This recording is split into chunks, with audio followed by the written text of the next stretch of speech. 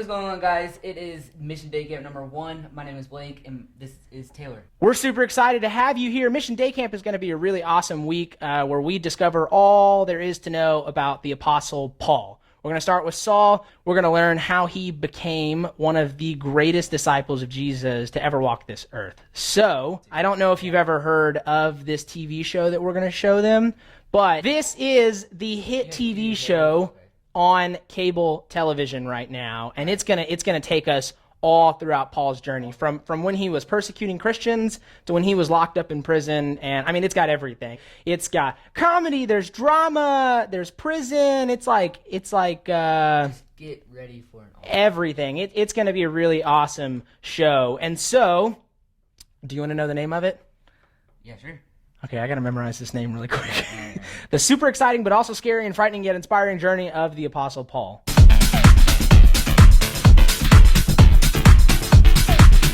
Wait, what's it called? It's called The Super Exciting but Also Scary and Frightening Yet Slightly Inspiring Adventures of the Apostle Paul.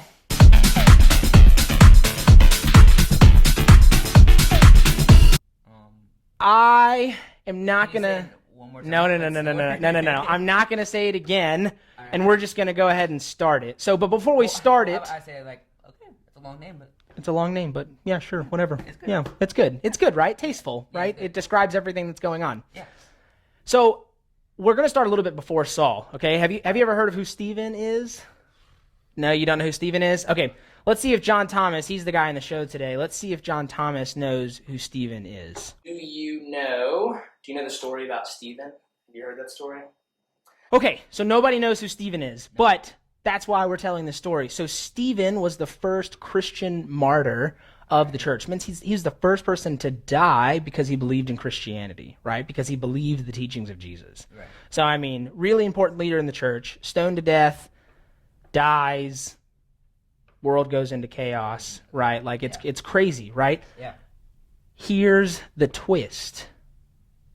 Saul Paul, was involved in this. Okay. Watch. Saul was going from house to house arresting Christians and taking them to prison without a trial, I guess. Okay, so then something really crazy happens to Saul. Like he was killing Christians, and he was going to Demascus to kill even more Christians, right? Right, yeah. And then this happens. Going to Damascus, and God sent down light, and it blinded him. God asked Saul, "Why are you persecuting my people?" Well, then what? Did Paul say nothing? No. He did. But just be patient. Let's keep going. "Who are you?" And Jesus answers, "I am Jesus, and you're persecuting me." And he says, "Go to the city and do what I tell you there." So Saul went to Damascus. He was still blind. He was blind for 3 days, and for that time he fasted. I think it probably was also because he couldn't see the food. Right. He could accidentally eat a pencil. And then Paul went down to Damascus to talk to this other guy. All right. God talked to one of the disciples, and he told him to go to a street called the Straight to find a guy in the house of Judea, a guy named Saul. Wait, the house of Judas? No. Well, yes. Okay. The same guy who told, or a different guy? No. Different guy, same name, Okay. really popular name. But let's get back. Paul has seen a vision, and Ananias, does Ananias come in the vision? In which Ananias comes and lays his hands on him and gives him his sight back.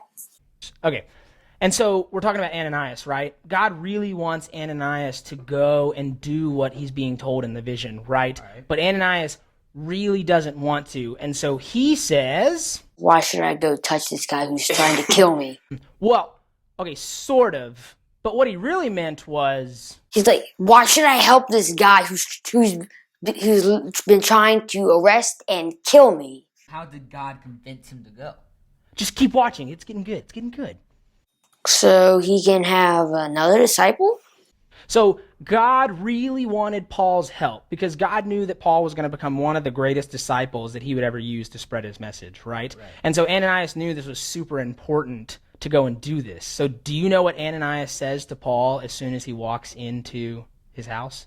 No, I don't. Okay, it's a really good thing that we have John Thomas telling the story today because he's kind of filling in all the holes. So let's see what happens next. Hello, Saul. I'm here to get your sight back. I've been told to do this by the person who gave you the vision. Oh, when Ananias touches Paul, I wonder what happens next. He's going to tell us. Yeah, he's going to tell us. Just keep watching. Stop asking so many questions. Sorry. Like that guy who talks during the movie. So a bunch of scales started falling from the sky, and he got his sight back. He got baptized and was filled with the Holy Spirit, and he ate, and his strength was replenished. Wait, since he's baptized and filled with the Holy Spirit, what will happen? Just keep watching. He's going to tell us. Okay. Now he's going to stop persecuting people. Woohoo! But we're not going to high five. Oh, you touched my hand. No! I need hand sanitizer. So, woo! Yeah, no, can't touch. No, bad idea. Okay. So, yeah, this is good. So, what did Paul do next?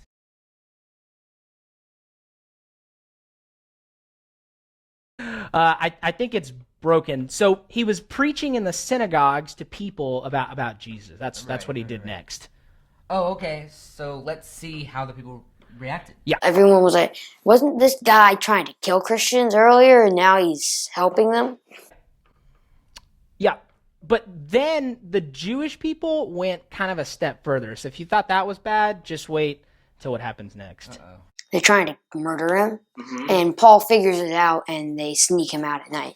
Okay, so then Paul ditches to Jerusalem, leaves, heads straight to Jerusalem, and keep watching. He tries to join the disciples, but they don't trust him because he spent several years trying to kill them, to hunt them into oblivion.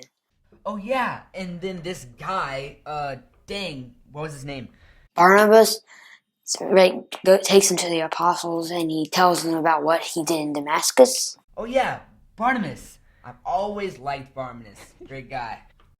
So Saul / Paul was arguing with the Jews, but they were trying to kill him. So when the disciples figured it out, they sent him to Tarsus. Thanks for telling the story today, JT, and see you later. See ya.